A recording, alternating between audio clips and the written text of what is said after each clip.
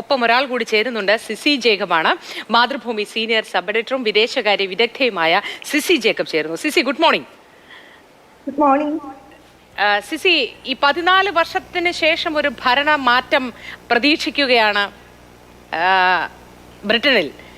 ഈ ഭരണമാറ്റത്തിൽ എന്തൊക്കെ കാര്യങ്ങൾ കൊണ്ടായിരിക്കും ഈ ഒരു ഭരണമാറ്റത്തിലേക്ക് ജനങ്ങൾ മാറി ചിന്തിക്കാനുള്ള കാരണം? ഭരണവിരുദ്ധ വികാരം എന്നൊക്കെ നമ്മൾ എപ്പോഴും പറയാറുണ്ട്. ആ തരത്തിൽ എന്തൊക്കെ വിരുദ്ധമായി ഉണ്ടായിട്ടുണ്ടാവണം ഈ 14 വർഷ കാലയളവിൽ? ഈ 14 വർഷം കൊണ്ട് 5 പ്രധാനമന്ത്രിമാരാണ് ബ്രിട്ടൻ കണ്ടത്. അത് 5 കൺസർവേറ്റീവ് പാർട്ടി പ്രധാനമന്ത്രിമാർ. 2016 കൺസർവേറ്റീവ് പാർട്ടിയും ലിബറൽ ഡെമോക്രാറ്റ്സും കൂടുള്ള ഒരു സഖ്യ സർക്കാരായിരുന്നു അവിടെ ഭരിച്ചത്, ഡേവിഡ് കാമറൂണിന്റെ നേതൃത്വത്തിലുള്ള സർക്കാർ. അപ്പോ ആ സർക്കാരിന്റെ കാലത്താണ് ബ്രെക്സിറ്റ് വാഗ്ദാനം ചെയ്യുകയും ആ വർഷം ഫെബ്രുവരിയിൽ വാഗ്ദാനം ചെയ്യുന്നു. ജൂൺ ജൂലൈ ആ സമയമാകുമ്പോഴത്തേക്കും ബ്രെക്സിറ്റ് ഹിതപരിശോധന നടക്കുന്നു. ചെറിയൊരു ഭൂരിപക്ഷത്തില് ബ്രിട്ടൻ യൂറോപ്യൻ യൂണിയൻ വിട്ടുപോകാൻ തീരുമാനിക്കുന്നു. ആ സമയത്ത് ഈ കൺസർവേറ്റീവ് പാർട്ടിയിലെ പ്രധാനമന്ത്രിമാർക്കോ ധനമന്ത്രിമാർക്കോ ആർക്കെങ്കിലുമോ എന്തായിരിക്കും ഈ ബ്രെക്സിറ്റിന്റെ ഫലം എന്നറിയില്ല എന്നാണ് മനസ്സിലാക്കാൻ കഴിയുന്നത്. ജനത്തിനോട് അവർക്ക് പറഞ്ഞു മനസ്സിലാക്കാനും കഴിയില്ല. ജനങ്ങൾക്ക് കൊടുക്കാൻ പറ്റുന്ന സന്ദേശം എന്താണെന്ന് വെച്ചാൽ, ഇത്രമാത്രം കുടിയേറ്റക്കാർ, ഇത്രമാത്രം തൊഴിലുകൾ ഇവിടെ നഷ്ടപ്പെടുന്നതിന് കാരണം യൂറോപ്യൻ യൂണിയനിലുള്ള ആ ഒരു ബന്ധമാണ്. യൂറോപ്യൻ യൂണിയൻ ഇത്ര രൂപ വീതം കൊടുക്കേണ്ടി വരുന്നു, അപ്പൊ അത് സാമ്പത്തിക നഷ്ടം ഉണ്ടാക്കുന്നു. ഇങ്ങനെയുള്ള പല കാര്യങ്ങളിലൂടെ പ്രചാരണം നടത്തുമ്പോൾ ജനങ്ങളെ ഏറ്റവും കൂടുതൽ ബാധിക്കുന്ന ഒരു കാര്യമാണ് തൊഴിലിന്റെ പ്രശ്നം. തൊഴിലുകൾ കുറയുന്നു, സാമ്പത്തികമായി പിന്നാക്കം പോകുന്നു, ബ്രിട്ടന്റെ ഒരു മഹത്വം കുറയുന്നു. ഇങ്ങനെയുള്ള കുറെ വിഷയങ്ങൾ ഉയർത്തിക്കാട്ടി ബ്രെക്സിറ്റ് ഹിതപരിശോധനയിൽ ഒരു ചെറിയ ഭൂരിപക്ഷത്തിൽ ബ്രെക്സിറ്റ് നടപ്പാക്കാമെന്ന് തീരുമാനിക്കുന്നു. അത് കഴിയുമ്പോൾ ഇദ്ദേഹം പ്രധാനമന്ത്രി സ്ഥാനം രാജിവെച്ച് പോവുകയാണ്. പിന്നെ വരുന്നത് തെരേസ മെയ് ബ്രെക്സിറ്റ് നടപ്പാക്കാൻ ശ്രമിക്കുമ്പോൾ ആ സമയത്ത് പാർട്ടിക്കുള്ളിൽ നിന്ന് തന്നെ ഇതിന് വേണ്ടിയിട്ടുള്ള പിന്തുണ കിട്ടാതെ പോവുകയും അത് നടത്താൻ പറ്റാതെ പോവുകയും ചെയ്യുന്നു. പിന്നീട് വരികയാണ് ബോറിസ് ജോൺസന്റെ കൂടെ നുണകളാണ് ബ്രെക്സിറ്റ് സാധ്യമാക്കുന്നതിലേക്ക് രാജ്യത്തെ എത്തിച്ചത്, ബ്രെക്സിറ്റിലേക്ക്. ആ ബോറിസ് ജോൺസന്റെ ഒരു കടും പിടുത്തത്തിൽ ഈ ബ്രെക്സിറ്റ് നടപ്പാക്കിയെടുക്കുന്നു.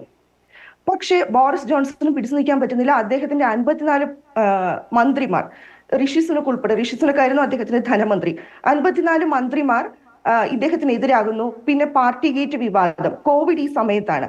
ഈ കോവിഡ് കാലത്ത് ഈ ബ്രിട്ടീഷുകാരെ ലോക്ക്ഡൌൺ ആക്കിയ പ്രധാനമന്ത്രിയും മന്ത്രിമാരും പാർട്ടി നടത്തിയെന്ന് പറയുന്ന ഒരു വലിയ വിവാദം വരുന്നു. ആ വിവാദവും അതിനെ തുടർന്ന് വന്ന ഈ മന്ത്രിമാരുടെ കാലമാറ്റവും എല്ലാം കൂടെ ചേർന്ന് ആ സർക്കാർ താഴെ വീണു. അപ്പോൾ ഈ ബ്രെക്സിറ്റ് നടപ്പാക്കി എടുത്ത് ജോൺസൺ അത് പ്രോപ്പറായിട്ട് ഡെലിവർ ചെയ്യാൻ പറ്റിയില്ല. അതിനുശേഷം വന്ന് തെരേസ മെയുടെ സർക്കാർ 49 ദിവസം മാത്രം നിൽക്കുന്നു. ഈ ബ്രെക്സിറ്റ് വരികയും ബ്രെക്സിറ്റിന് പിന്നാലെ വലിയൊരു ദുരന്തമായി കോവിഡ് വരികയും ചെയ്യുന്നു. അപ്പൊ 2 തരത്തിലും ബ്രിട്ടന്റെ സമ്പദ് വ്യവസ്ഥ ഇത് വളരെയധികം ബാധിച്ചു. അതിന് തൊട്ടു പിന്നാലെയാണ് യുക്രൈനിലെ യുദ്ധം വരുന്നത്. യുക്രൈനിലെ യുദ്ധം യൂറോപ്പിനെ വളരെയധികം ബാധിച്ചു. ഇത്തരം വലിയ സാമ്പത്തിക പ്രതിസന്ധിയിൽ നിന്ന് ബ്രിട്ടീഷുകാർക്ക് എന്തെങ്കിലും രീതിയിലുള്ള ആശ്വാസം കൊടുക്കാനായിട്ട് പലതവണ എല്ലാ സർക്കാരുകളും സാമ്പത്തിക പ്രതിസന്ധിയിൽ കണ്ടെത്തുന്നത് പോലെ നികുതി വർധന, അതായിരുന്നു ഇവരുടെയും മുമ്പിലുള്ള കാര്യങ്ങൾ. നികുതികൾ വർദ്ധിക്കുമ്പോൾ സ്വാഭാവികമായും അടിസ്ഥാനമായിട്ട് വിലക്കയറ്റമുണ്ടായി. പിന്നെ യൂറോപ്യൻ യൂണിയന്റെ ഒരു ഫ്രീ ട്രേഡ് ആയിരുന്നു. അപ്പോൾ അതിൽ നികുതികൾ ഇല്ലായിരുന്നു യൂറോപ്യൻ യൂണിയൻ രാജ്യങ്ങളിൽ നിന്ന് ഇങ്ങോട്ട് വരുന്ന പ്രോഡക്ട്സിന്. ഇത് നികുതികൾ വരുമെന്നുള്ള ഒരു ഘട്ടമായി. ഇങ്ങനെ കൂനിന്മേൽ കുരു പോലെ ഒട്ടേറെ പ്രതിസന്ധികൾ ലേബർ പാർട്ടിയുടെ പിടിപ്പുകേട് കൊണ്ടും ലേബർ പാർട്ടിയുടെ ആ സമയത്തെ സാമൂഹിക രാഷ്ട്രീയ സാഹചര്യം കൊണ്ട് കൺസർവേറ്റീവ് പാർട്ടി ഭരണകക്ഷി കൺസർവേറ്റീവ് പാർട്ടിയുടെ പിടിപ്പുകേട് കൊണ്ടും കൺസർവേറ്റീവ് പാർട്ടിയുടെ ആ സമയത്തുണ്ടായ ലോകത്തും ഉണ്ടായ സാമ്പത്തിക സാഹചര്യങ്ങൾ കൊണ്ടും ഈ രീതിയിലാണ് അവർക്ക് ഭരിക്കാൻ പറ്റിയുള്ളൂ. അപ്പോൾ ഇത് വളരെ അധികം അമർഷം ബ്രിട്ടീഷുകാരിൽ ഉണ്ടാക്കി. കാരണം ജീവിത ചെലവ് കൂടുക എന്ന് പറയുന്നത് ചെറിയ കാര്യമല്ല. പിന്നെ നാഷണൽ ഹെൽത്ത് സർവീസ്, അവരുടെ പൊതുജനാരോഗ്യ സംവിധാനത്തിന് കോവിഡ് കാലത്തുണ്ടായ വളരെ വലിയ പാളിച്ചകളാണ് ഉണ്ടായത്. കാരണം അവിടെ ആവശ്യത്തിന് ഡോക്ടർമാരില്ല. അതായത് രോഗികൾക്ക് ആനുപാതികമായി വികസിത രാജ്യങ്ങളിൽ ഉള്ള പോലെ രോഗികൾക്ക് ആനുപാതികമായി ഡോക്ടർമാരെ ബ്രിട്ടനിൽ കുറവാണ്, കെയർ ഗീവേഴ്സ് കുറവാണ്. അപ്പോൾ ഇതെല്ലാം ജോലിഭാരം കൂട്ടി. ബ്രിട്ടൻ ഈ അടുത്ത കാലത്ത് കണ്ടിട്ടില്ലാത്ത സമരങ്ങൾക്കാണ്. യൂറോപ്പിൽ ഒത്തിരി സമരങ്ങൾ ഉണ്ടായി, ബ്രിട്ടനിൽ അത് വലിയ സമരങ്ങൾ ഉണ്ടായി. ഡോക്ടർമാർ പണിമുടക്കുന്നു. ഈ കഴിഞ്ഞ ആഴ്ചയും കൂടി ഡോക്ടർമാരുടെ പണിമുടക്കുണ്ടായി. ഇപ്പോഴും ഡോക്ടർമാർ പണിമുടക്കിന്റെ പാതയിലാണ്. അപ്പോൾ ഇത്തരം സാഹചര്യങ്ങളെല്ലാം ചേരുമ്പോൾ ഒരു ഭരണവിരുദ്ധ വികാരം തീർച്ചയായും ഉണ്ടാകും. ആ ഒരു വികാരത്തിന്റെ മേളിലാണ് ലേബർ പാർട്ടി ഇത്ര വലിയ വിജയം ചെയ്യുന്നത്. കാരണം 2019 ബോറിസ് ജോൺസൺ അധികാരത്തിൽ വന്നതിന് ശേഷം പൊതു തെരഞ്ഞെടുപ്പ് നടത്തിയിരുന്നു. ആ സമയത്ത് ലേബർ പാർട്ടി 203 സീറ്റിൽ ഒതുങ്ങുകയും 365 സീറ്റിൽ കൺസർവേറ്റീവ് പാർട്ടി വരികയും ചെയ്തു. ആ സർക്കാരിന്റെ തുടർച്ചയാണ് ഇപ്പോഴത്തെ സുനക് സർക്കാർ. അപ്പോൾ അന്ന് ലേബർ പാർട്ടിയുടെ നയിച്ചിരുന്നത് ജെറമി കോർബിൻ ആയിരുന്നു. അപ്പോൾ ആ സമയത്ത് ജെറമി കോർബിന്റെ നേതൃത്വത്തിൽ ലേബർ പാർട്ടിക്ക് വിജയം നേടാൻ പറ്റാതെ പോവുകയും അതുകൊണ്ടാണ് ഇദ്ദേഹം കെയ്ർ സ്റ്റാമർ ലേബർ പാർട്ടിയെ നയിക്കാൻ എത്തുകയും ഇപ്പോൾ ഈ വിജയത്തിലേക്ക് പാർട്ടിയെ എത്തിക്കാൻ സാധിക്കുകയും ചെയ്തത്. സിസി, ഗുഡ് മോർണിംഗ്. അശ്വജിത്താണ്. നമ്മൾ ഏറ്റവും പ്രധാനമായി ഒരുപക്ഷെ ഉറ്റുനോക്കുക, ഈ ലേബർ പാർട്ടി അധികാരത്തിലേക്ക് എത്തുമ്പോൾ ഇന്ത്യയിൽ നിന്ന് പോകുന്ന വിദ്യാർത്ഥികൾ, മറ്റ് തൊഴിലന്വേഷിച്ച് പോകുന്ന ഇന്ത്യയിൽ നിന്ന് പോകുന്ന ആളുകൾ, അത്തരത്തിൽ വലിയൊരു വിഭാഗം ഈ ഇന്ത്യയിൽ നിന്ന് പോകുന്ന ആളുകൾ തന്നെയുണ്ട്, തൊഴിലും പഠനത്തിനുമൊക്കെയായി. ആ വിഭാഗത്തിന് അല്ലെങ്കിൽ അങ്ങനെയുള്ളവർക്ക് ഇത് പുതിയ സർക്കാർ മാറ്റം ഏത് തരത്തിലായിരിക്കും പ്രതിഫലിക്കുക? നേട്ടമായിരിക്കുമോ, അതോ ഒരുപക്ഷെ ഈ പോളിസികളിലൊക്കെ വരുന്ന മാറ്റം ഏതെങ്കിലും തരത്തിലുള്ള തിരിച്ചടി ഉണ്ടാക്കുമോ? ലേബർ പാർട്ടി ഇപ്പോൾ ഒരു ഇന്ത്യയുമായിട്ട് വലിയ എതിർപ്പൊന്നും കാണിക്കാതെയാണ് ലേബർ പാർട്ടി ഇപ്പോഴും മുന്നോട്ട് പോകുന്നത്. കാരണം ജെറമി കോർബിന്റെ സമയത്ത് കശ്മീർ വിഷയത്തിൽ അന്താരാഷ്ട്ര ഇടപെടൽ വേണം എന്ന ലേബർ പാർട്ടിയുടെ ഒരു കമന്റ്, ലേബർ പാർട്ടിയുടെ അല്ല, ജെറമി കോർബിന്റെ കമന്റ്, പാർട്ടിയെ നയിച്ചിരുന്ന ഒരു കമന്റ് ഇന്ത്യയുമായിട്ടുള്ള ലേബർ പാർട്ടിയുടെ ഒരു ബന്ധത്തിൽ കുറച്ച് പ്രതിസന്ധി ഉണ്ടാക്കുകയും കുറച്ച് സംഘർഷം ഉണ്ടാക്കുകയും ഒക്കെ ചെയ്തിരുന്നു. അപ്പോൾ ഈ കെയ്ർ സ്റ്റാമർ വന്നതിന് ശേഷം ആദ്യം ചെയ്തത് അവിടുത്തെ ഇന്ത്യൻ സമൂഹവുമായിട്ട് ഒരു നല്ല ബന്ധം ലേബർ പാർട്ടി ഉണ്ടാക്കിയെടുക്കുക എന്നുള്ളതായിരുന്നു. അപ്പോൾ ഒരു തരത്തിലും കുടിയേറ്റം അവിടെ ഒരു പ്രശ്നമാണ്. അപ്പോൾ കൺസർവേറ്റീവ് പാർട്ടി തിരഞ്ഞെടുപ്പിൽ കുടിയേറ്റം വലിയ ചർച്ചാ വിഷയമാക്കി സുനക്ക്. അപ്പോൾ അതിന് കൺസർവേറ്റീവ് പാർട്ടി പറഞ്ഞ കാര്യങ്ങൾ എന്താണെന്ന് വെച്ചാൽ, ഈ കൺസർവേറ്റീവ് പാർട്ടി അധികാരത്തിൽ വന്നു കഴിഞ്ഞാൽ കുടിയേറ്റത്തിന് വലിയൊരു ക്യാപ്പ് വയ്ക്കും. അതായത് ഇത്ര ലക്ഷം പേർക്ക് ഒരു വർഷം അവിടെ എത്താൻ പറ്റുള്ളൂ. അപ്പൊ 2023 ഏതാണ്ട് 5 ലക്ഷത്തിന് മേളിൽ ആളുകൾ, 5 ലക്ഷത്തിനോ 6 ലക്ഷത്തിനോ മേളിൽ ആളുകൾ, 6 ലക്ഷത്തിന് മേളിൽ ആളുകൾ ബ്രിട്ടനിലേക്ക് കുടിയേറിയിരുന്നു. ബ്രിട്ടനിലേക്ക് കുടിയേറി ഈ ആളുകളുടെ കൂട്ടത്തിൽ ഏറ്റവും കൂടുതൽ ഇന്ത്യക്കാരാണ്, രണ്ടാമത് നൈജീരിയക്കാർ, മൂന്നാമത് ചൈനക്കാർ. അപ്പോ ഈ 6 ലക്ഷത്തിലേറെ പേർ കുടിയേറി. അപ്പോ ഇത് 3 ലക്ഷമാക്കി, വർഷം 3 ലക്ഷമാക്കി നിലനിർത്തണം, ആ ഒരു ക്യാപ്പ് വയ്ക്കണമെന്നായിരുന്നു കൺസർവേറ്റീവ് പാർട്ടിയുടെ ഒരു അജണ്ട.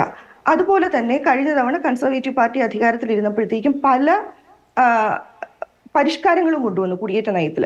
അതിലൊന്നായിരുന്നു അനധികൃതമായിട്ട് ബ്രിട്ടനിൽ എത്തുന്ന ആളുകൾ റുവാണ്ടയിലേക്ക് നാടുകടത്തുക എന്നുള്ളത്. അതിന് സുപ്രീം കോടതി എതിർത്തപ്പോൾ അവർ നിയമം കൊണ്ടുവരികയാണ് ചെയ്തത്. അത് ഈ ലേബർ പാർട്ടി വരുമ്പോഴേക്കും അത് എടുത്തു കളയുന്നതാണ് ലേബർ പാർട്ടിയുടെ ഒരു നയം. പിന്നെ ലേബർ പാർട്ടി ചെയ്തത് എന്താണെന്ന് വെച്ചാൽ, ഈ വിസ അനുവദിക്കുമ്പോൾ ഈ വിദ്യാർത്ഥി വിസയിൽ അവരുടെ സ്പൗസസിനെ കൂടെ, പങ്കാളികളെ കൂടെ കൊണ്ടുവരാം, അല്ലെങ്കിൽ ഡിപ്പെൻഡൻസിനെ കൂടെ കൊണ്ടുവരാം എന്ന് പറയുന്ന കാര്യം എടുത്തു കളയുന്നു. അതുപോലെ ചില ജോലികളുള്ളവരിൽ ശമ്പളത്തിന് ക്യാപ്പ് വയ്ക്കുന്നു. ഇത്ര ശമ്പളമുള്ളവർക്ക് 48% ഹൈക്ക് വരുത്തുന്നു. അത്രയും ശമ്പളമുള്ളവർക്ക് മാത്രമേ അവരുടെ ഡിപ്പെൻഡൻസിനെ അവിടെ കൊണ്ടുചെല്ലാൻ പറ്റുള്ളൂ എന്ന് പറയുന്നു. ഇത്തരം കാര്യങ്ങളെല്ലാം തന്നെ ഇന്ത്യക്കാർക്ക് ആശങ്ക ഉളവാക്കുന്നതായിരുന്നു കൺസർവേറ്റീവ് പാർട്ടിയുടെ നയം. എന്നാൽ ലേബർ പാർട്ടി ഇത്ര ശക്തമായ നയങ്ങൾ സ്വീകരിച്ചാൽ എന്നാൽ പോലും കുടിയേറ്റത്തിന് ഒരു നിശ്ചിത പരിധി വയ്ക്കും എന്നുള്ളൊരു സൂചന അവർ നൽകിയിട്ടുണ്ട്. പക്ഷേ അതിനവർ പറയുന്ന ഒരു കാര്യം എന്താണെന്ന് വെച്ചാൽ, അവിടെയുള്ള ലേബർ ഫോഴ്സിനെ സ്ട്രെങ്തൻ ചെയ്യുക. അതായത് ഇപ്പോൾ കെയർ ഗീവേഴ്സ്, നമ്മൾ ഇവിടുന്ന് പോകുന്ന കൂടുതൽ നഴ്സുമാര്, ആരോഗ്യ മേഖലയിലുള്ള പ്രവർത്തകർ. അപ്പൊ ആരോഗ്യ മേഖലയിൽ അവിടെ ബ്രിട്ടന് വീക്കാണ്. അപ്പൊ അവിടെ ബ്രിട്ടീഷുകാരെ തന്നെ പരിശീലിപ്പിച്ച് തൊഴിലിന് കൊണ്ടുവരിക. അതുപോലെ കൺസ്ട്രക്ഷൻ മേഖലയിൽ ബ്രിട്ടീഷുകാരെ തന്നെ പരിശീലിപ്പിച്ച് തൊഴിലിന് കൊണ്ടുവരിക. ഇങ്ങനെ ഒരു അജണ്ടയാണ് ലേബർ പാർട്ടി മുന്നോട്ട് വയ്ക്കുന്നത്. അത് ഇപ്പോൾ ഇമ്മീഡിയറ്റ് ആയിട്ട് ഈ സമീപ ഭാവിയിൽ കുടിയേറ്റക്കാർക്ക്, ഇന്ത്യയിൽ നിന്ന് പോകുന്നവർക്ക് ഒരു പ്രതിസന്ധി ഉണ്ടാക്കാൻ സാധ്യതയില്ല. കാരണം എന്താണെന്ന് വെച്ചാൽ, കുറഞ്ഞത് ഒരു ആരോഗ്യ മേഖലയിൽ ഒരു ആളെ പരിശീലിപ്പിച്ചെടുക്കണമെങ്കിൽ 3 വർഷം മുതൽ 5 വർഷം വരെ എടുക്കും. അപ്പോൾ അത് പുതിയതായി ഒരാളെ പരിശീലിപ്പിച്ച് എടുത്ത് ആരോഗ്യ മേഖലയ്ക്ക് ഇണങ്ങുന്ന രീതിയിൽ കൊണ്ടുവരാൻ സമയമെടുക്കും. അപ്പോൾ ആ ഒരു കാലഘട്ടത്തിൽ എന്തായാലും നമുക്ക് വലിയ പ്രതിസന്ധി ഉണ്ടാവില്ല. എന്നാലും ഈ രീതിയിൽ മുന്നോട്ട് പോയാൽ വിദൂര ഭാവിയിൽ ചിലപ്പോൾ പ്രശ്നങ്ങൾ ഉണ്ടാവാം. പക്ഷേ എന്നാലും ലേബർ പാർട്ടി മുന്നോട്ട് വെച്ച പ്രകടന പത്രികയിൽ മുന്നോട്ട് വെച്ച കുടിയേറ്റ നയത്തെക്കാളും എന്തുകൊണ്ടും ഇന്ത്യക്കും ഇന്ത്യൻ വിദ്യാർത്ഥികൾക്കും ഇന്ത്യയിൽ നിന്ന് പോകുന്നവർക്കും ഒരു അനുകൂലമായിട്ടുള്ളതാണ് ലേബർ പാർട്ടിയുടെ കുടിയേറ്റ നയം എന്ന് പറയേണ്ടി വരും. ശരി സിസി, ഒരുപാട് സന്തോഷം ഒപ്പം ചേർന്നതിന്. അങ്ങനെ 14 വർഷത്തിന് ശേഷം ഒരു ഭരണമാറ്റം UK ഉണ്ടാവുമെന്ന് തന്നെയാണ് പ്രതീക്ഷിക്കുന്നത്. അശ്വജിത്ത്, സിസി, രണ്ടാൾക്കും ഒരുപാട് നന്ദി.